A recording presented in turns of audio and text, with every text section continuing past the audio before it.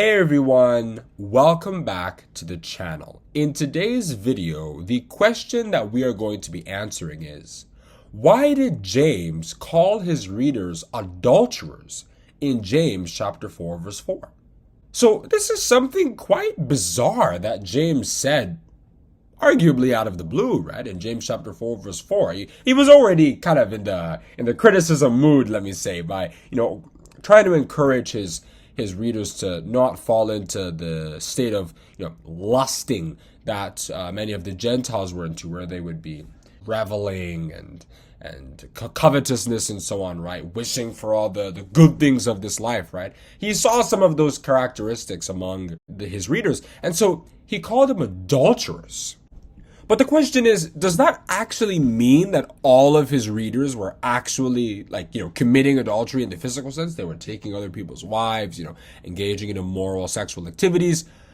And, depending on what the answer to that question is, what does that say about us, who, by the way, are also his readers? We also read the Epistle of James. So what does that have to do with our modern world? So those are the things we're going to be, playing around with and discussing in today's video.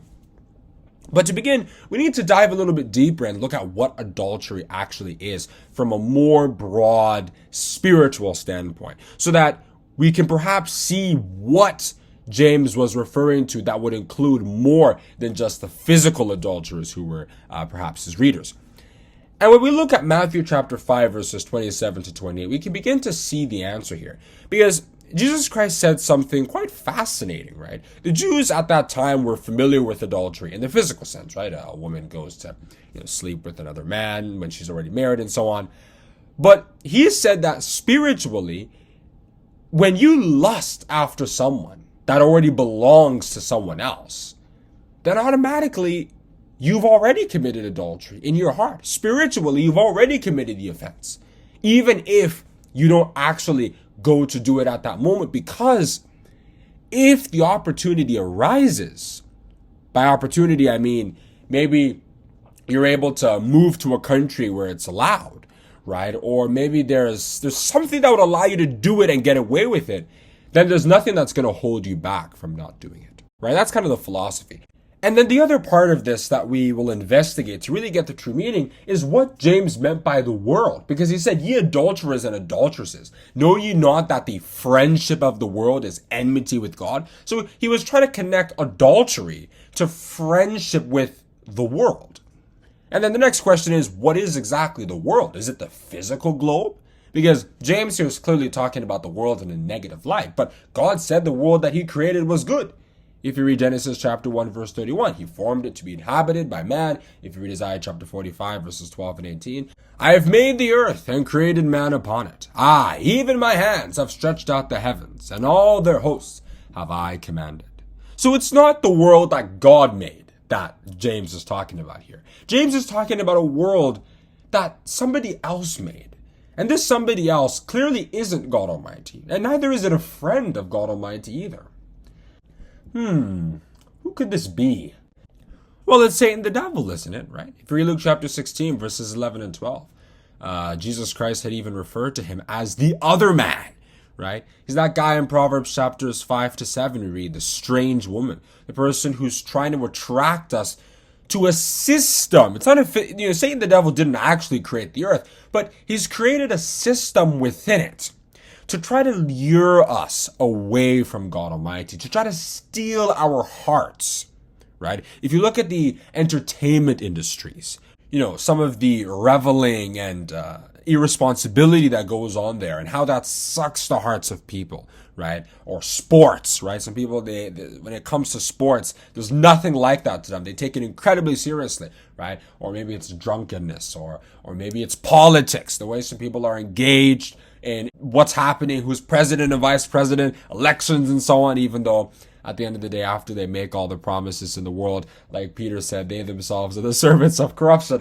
and they don't even fulfill one of the things that they said, right? If you read 2 Peter chapter 2 and so on. So it's this big system that we see in the world today, with all the other things I didn't mention, that tries to take our hearts somewhere else so that we don't remember God, so that God Almighty is small, right? So that there are things that are more interesting to us than studying the Bible and trying to live the life that God is asking us to. It's a form of adultery. Because if you read Exodus chapter 20, verse 3, you see where it was the first commandment, right? The fact that we should have no other gods before him. A god here is not a statue. Yes, in those days, because that was human technology back then, when people built statues, they worshipped them because they admired, they were fascinated, they worshipped the creativity of their fellow humans at the time. And people still do the same thing today, right? So you see, for example, when a rocket is being launched into space, you see how everybody is excited, everybody gathers around. It's not different from if a golden calf is being inaugurated 3,000 years ago and it's the same thing. I know with ours, it seems more special because this is new, green energy and all this stuff is fantastic, but it's not different. The people in those days saw a golden calf, right?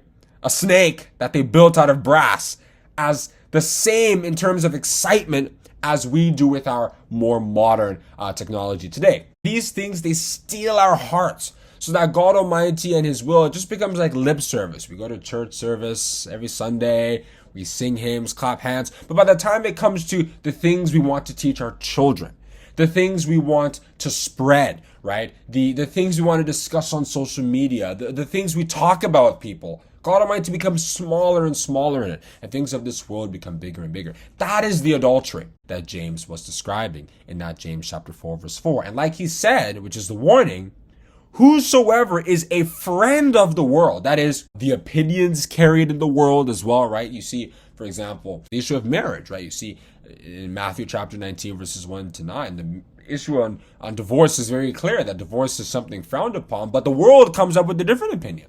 Right? That you can divorce whenever you want, provided that you pay us some money or some stuff like that. It's becoming a profitable industry if you're a divorce lawyer or something, right? The essence here is there's a system Satan has created that is in direct opposition to the will of God. And as Christians, we have to be able to recognize this duality between Satan and God and the systems they've set up so that we can fall on the side of God. We can support his interests and not support the interests of Satan, the devil. So that is where I'm going to stop on answering this question. Why did James call his readers adulterers in James chapter 4, verse 4? The reason is because adultery is not just the physical act of, taking someone else's wife or something. It goes way beyond that to spiritual implications as well. And all of a sudden we realize that it's a lot more common than just the physical act or offense. So if you enjoyed this video and like the things that I said, I would greatly appreciate if you click the like button and also the subscribe button. And if you want to be notified when I come back with another video just like this, you can click the notification bell. Have a good day and God bless you.